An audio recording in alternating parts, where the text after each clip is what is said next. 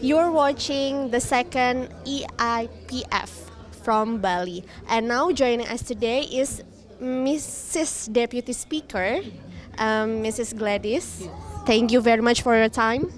Thank you very much. I'm Gladys Shollei, Deputy Speaker in the National Assembly of Kenya.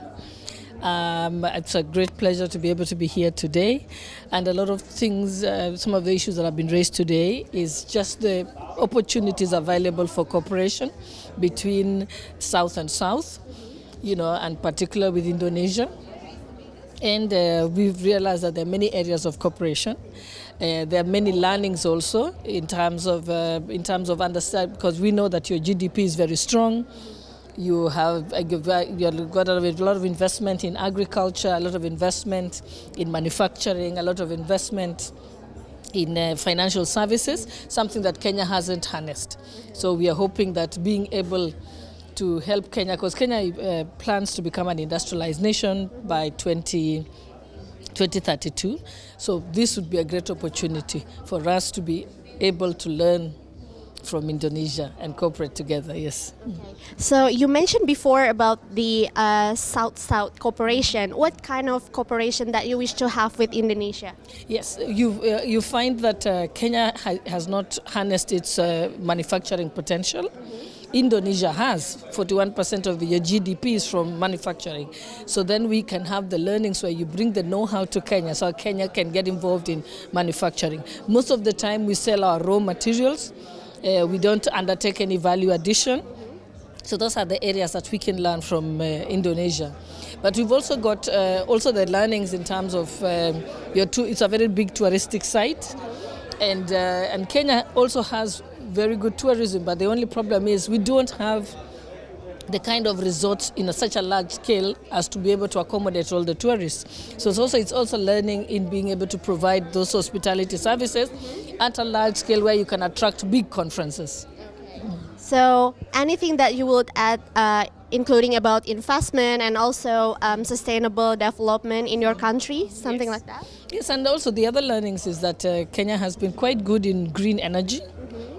Yeah, so in fact, Kenya uses 92% of our energy production is from green sources.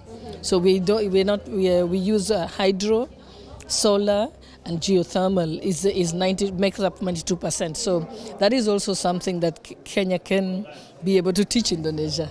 Yes, that's really cool. I just figured out that Kenya has advanced in green energy. That's really cool. Yes. Actually, today, no more power plants that use fuel are being authorized anymore in the country. So we've only got just 8% of it.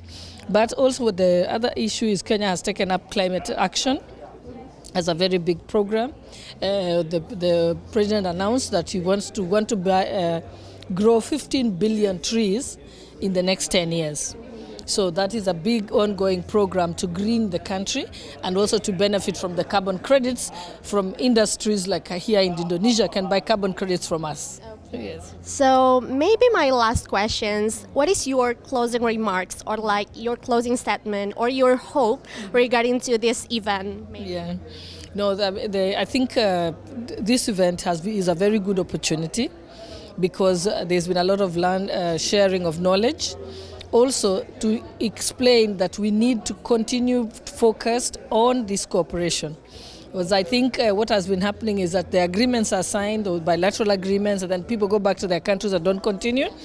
And you see the importance of having parliamentarians on board is so that even when the executive signs the bilateral agreements, for them to be domesticated in the country, you need the parliaments to go and put the laws in place which enhances the cooperation. Because you can talk about it, but if you don't actually change the law, then you won't be able to implement what you have agreed on. So we have to make the domestic laws in each and every part of the countries.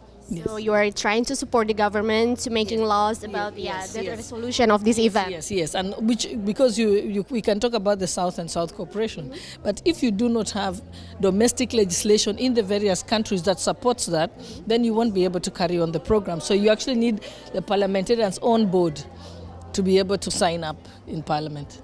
Okay.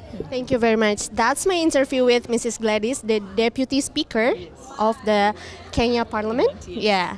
And don't forget to watch the second IAPF 2024 only on TVR Parlemen.